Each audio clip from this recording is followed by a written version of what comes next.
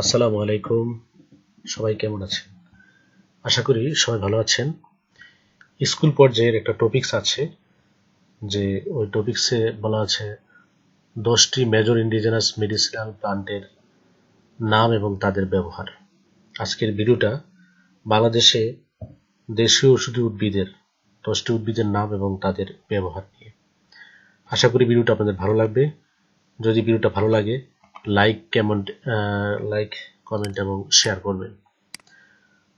প্রথমে আমরা যে উদ্ভিদটা দেখব সেটার নাম হলো নিম। এটার বৈজ্ঞানিক নাম অ্যাজাডিরেক্টা ইন্ডিকা। এটার ফ্যামিলি বা গোত্র হলো মেলিয়েসি।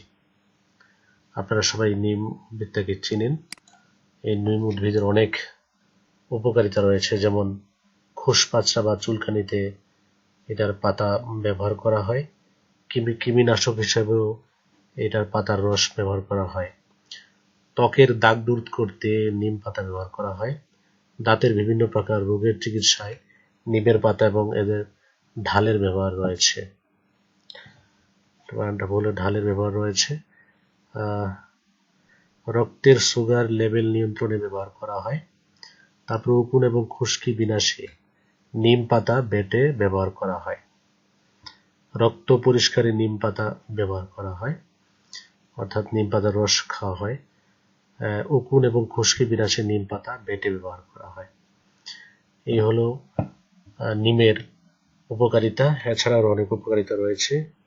নিমকে 21 শতকের উদ্ভিদ বলা হয়। এরপরে যেটা আছে সেটা হলো তুলসী। এটার বৈজ্ঞানিক নাম ওসিমাম স্যাংটাম, গোত্র লেমিয়াসি। আমরা তুলসী উদ্ভিদটা দেখি, এখানে পাতা সহ তুলসী উদ্ভিদ দেওয়া হয়েছে। এটার ব্যবহার হলো সর্দি কাশি ঠান্ডাতে ব্যবহার করা হয়। তারপর আছে মাথা ব্যথা কমায়। তুলসীর অ্যান্টি ইনফ্লেমেটরি ও অন্যান্য অ্যান্টিঅক্সিডেন্ট মানসিক চাপ কমাতে সহায়তা করে। এটা হলো রক্তচাপ নিয়ন্ত্রণে রাখে। জ্বর উপশমে ব্যবহার করা হয়। তারপর আছে অ্যাজমা, ফুসফুসের সমস্যা, ব্রঙ্কাইটিস প্রতিরোধী। রক্তে সুগারের মাত্রা এবং কোলেস্টেরল কমাতে সাহায্য করে এই তুলসী উদ্ভিদ। তারপরে আপনারা পড়তে পারেন অ্যালোভেরা বা ঘৃতকুমারী বলা হয়। এটার সাইন্টিফিক নেম হলো এলো বারবেরিয়ানসিস, গোত্র হলো অ্যাসফোডিলেসি। আপনারা সবাই চেনেন, যেটা আনারসের উদ্ভিদের মতো দেখতে। এটারও অনেক উপকারিতা রয়েছে, যেমন ত্বকের যত্নে ব্যবহার করা হয়। এটার এই যে ফাইয়াটা আছে, এটার ভিতর থেকে জেল বের করে ত্বকের যত্নটা ব্যবহার করা হয়। রোগ প্রতিরোধ ক্ষমতা বৃদ্ধিতে সহায়তা করে। হজম শক্তি বৃদ্ধি করে। চুলের সৌন্দর্যে ব্যবহার করা হয়। ডায়াবেটিস প্রতিরোধে কাজ করে। ক্লান্তি দূর করতে ব্যবহার করা হয়। মুখের ঘা সরাতে ব্যবহার করা হয়। এটা অ্যালোভেরা এবং এর বাংলা নাম হলো ঘৃতকুমারী। এরপরে যেটা আছে আদা। আপনারা জানেন যে এর বৈজ্ঞানিক নাম জিঞ্জিবার অফিসিয়ালি, জিঞ্জিবারেসি গোত্রের। এটা হলো আদার ছবি। আবার আদার কি কি ব্যবহার আছে, উপকারিতা আছে। আদা আমার সময় পেট ফাঁপা এবং পেট ব্যথা দূর করে।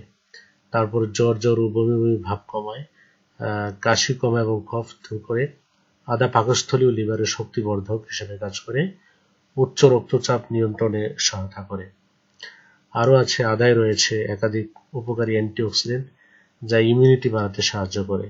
অর্থাৎ অনেকগুলো অ্যান্টিঅক্সিডেন্ট আছে যারা কি করে, ইমিউনিটি অর্থাৎ রোগ প্রতিরোধ ক্ষমতা বাড়াতে সাহায্য করে। এবং আরেকটা আছে মাথা ব্যথা দূর করে। এইগুলো হলো আদার গুরুত্ব বা উপকারিতা। দ্বিতীয় যেটা আছে সেটা হলো হলুদ। 5 নম্বর যেটা বৈজ্ঞানিক নাম কারকুমা লঙ্গা, জিঞ্জিবারেসি গোত্রের। এটার ব্যবহার আপনারা দেখতে হলুদ চিনেন, হলুদের গুঁড়া এবং কাঁচা হলুদ। ওজন কমাতে সাহায্য করে। ত্বকের সৌন্দর্য বৃদ্ধি করে। হজমের সমস্যা দূর করে। আর্থাইটিসের ব্যথা দূর করে, হ্রাস করে। হৃদযন্ত্রকে রক্ষা করে। ক্যান্সার ঠেকাতে সাহায্য করে এবং মস্তিষ্কের ক্ষয়জনিত সমস্যা রোধ করে থাকে এই হলুদ। সুতরাং এটাও একটা আমাদের ইন্ডিজিনাস মেডিসিনাল প্লান্ট। তারপর আছে অশ্বগন্ধা। অশ্বগন্ধার বৈজ্ঞানিক নাম উইথেনিয়া সোমনিফেরা। এটা সোলানেসি গোত্রের।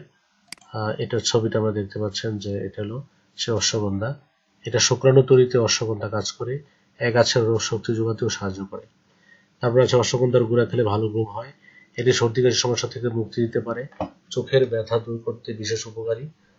তারপর আছে হজমের সমস্যা থেকে মুক্তি পেতে সাহায্য করে। তারপর আছে শরীরের রোগ প্রতিরোধ ক্ষমতা বাড়াতে সাহায্য করে। এটা হলো অশ্বগন্ধা। তারপরে 7 নম্বরে যেটা আছে বেল, এগলি মার্মেলোস, এটা রুটেসি গোত্রের, এটা একটা বেল। বেলের অনেক উপকারিতা রয়েছে, যেমন বেলের শরবত কাঠিন্য দূর করে, ক্লান্তি দূর করে। তারপর হচ্ছে পাইলস রোগের জন্য বেল অনেক উপকারী। বেলে রয়েছে প্রচুর পরিমাণে ভিটামিন সি, যা কি করে শরীরে রোগ প্রতিরোধ করে এবং রোগ প্রতিরোধ ক্ষমতা বৃদ্ধি করে। বেল ডায়াবেটিস নিয়ন্ত্রণে সহায়তা করে। বেলের শ্বাস পিচ্ছিল ধরনের, যা পাকস্থলীর জন্য উপকারী। নিয়মিত বেল খেলে কোলন ক্যান্সার হওয়ার আশঙ্কা কমে যায়। এগুলো হলো বেলের উপকারিতা। এবার 8 নঙে আসবো আমরা কালো মেঘ, এটার বৈজ্ঞানিক নাম এন্ডোগ্রাফিস পেনিকুলেটা, এটা একান্থেসি গোত্রের। এই যে এটা হলো একটা কালো মেঘ উদ্ভিদ, এখানে ফুল রয়েছে। ব্যবহারটা হলো রক্ত পরিষ্কারক হিসেবে কাজ করে, পাকস্থলী এবং যকৃতের শক্তিবর্ধক, রেচক এবং কৃমিনাশক হিসেবে এন্ডোগ্রাফিস পেনিকুলেটা কাজ করে থাকে। কালো মেঘকে আবার অনেকে চিরতা বলে। চিরতা মানে অনেক, এটা অনেক তিতা, মহাতিতা বলা হয় এটাকে। জ্বর, পেটের রোগ, অজীর্ণ, রক্ত আমাশয়, ঘা পচড়ার কাজে চিকিৎসায় কার্যকরী। তাহলে এই কালো মেঘটা জ্বর, পেটের রোগ, অজীর্ণ, রক্ত আমাশয়, ঘা পচড়ার চিকিৎসায় কার্যকরী। আর হলো শিশুদের ডায়রিয়া এবং ক্ষুধামন্দা দূর করে, চর্মরোগ সারায়। এটা হলো কালো মেঘ। তারপরে আছে আমাদের বাসক। বাসকের বৈজ্ঞানিক নাম হলো অ্যাডারুডা ভাসিকা, গোত্র একান্থেসি। এই যে ফুল সহ একটা বাসকের উদ্ভিদ দেখতে পাচ্ছেন আপনারা। এটার ব্যবহার হয় ঠান্ডা লাগা সর্দি ও কাশি সারায়, বানান ভুল, আকার হবে ঠান্ডা লাগা সর্দি ও কাশি সারায়, পেট ফাঁপা এবং অজীর্ণ সারায়, বাতের ব্যথায় বাসক পাতা ব্যবহার করা হয়। তারপর রক্ত পরিষ্কারে কি করে বাসক পাতা সাহায্য করে, জ্বর সারায় বাসক পাতা। তারপর আছে জন্ডিস কমাতে বাসক পাতা সাহায্য করে, যক্ষার রোধে বাসক পাতা ব্যবহার করা হয়। এই হলো ঢারুডা বাসকের। এবং শেষে আরেকটা আছে, সেটা হলো থানকুনি, সেটার বৈজ্ঞানিক নাম হলো সেন্ট্রাল এশিয়াটিকা, এটা গোত্র হলো এপিএসসি। আপনারা দেখতে পাচ্ছেন যে এটা হলো থানকুনি। থানকুনি কি ব্যবহার আছে? পেটের পীড়ায় পাতার রস ব্যবহার করা হয়। পাতার রস চুল উঠা কমায়। তারপরে আছে জ্বর ও আমাশয় কমাতে সাহায্য করে। নিয়মিত থানকুনি পাতার রস দুধ সহ খেলে স্মৃতিশক্তি বৃদ্ধি পায়, অর্থাৎ থানকুনি পাতার রসের স্মৃতিশক্তি বৃদ্ধির ক্ষমতা রয়েছে। ক্ষত সারাতে সিদ্ধ পাতার পানি ব্যবহার করা হয়। ত্বক ক্যান্সারে থানকুনির পাতা ব্যবহার করা হয়।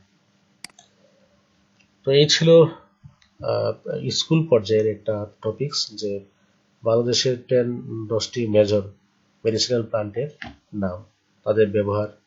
তো আমি এখানে ব্যবহারটা দেখিয়েছি এবং বৈজ্ঞানিক নামটা দেখিয়েছি। আপনারা এগুলো বৈজ্ঞানিক নামগুলো একটু লিখে পড়বেন, বানান যাতে ভুল না হয়। এবং ব্যবহারগুলো প্রায় অনেকের ব্যবহারগুলো সেম, কিছু কিছু ডিফারেন্ট ব্যবহার আছে, ডিফারেন্ট ব্যবহারগুলো মনে রাখবেন। আর স্বাভাবিক যেই ব্যবহারগুলো আছে এগুলো মনে রাখার চেষ্টা করবেন। আর এই প্রশ্নটা আসার সম্ভাবনা খুব বেশি 18তম শিক্ষক নিবন্ধনে। আশা করি এই প্রশ্নটাতে আপনারা খুব মনোযোগ দিয়ে শিখবেন। তো ভিডিওটা যদি আপনাদের ভালো লাগে, লাইক, কমেন্ট এবং শেয়ার করবেন। ধন্যবাদ।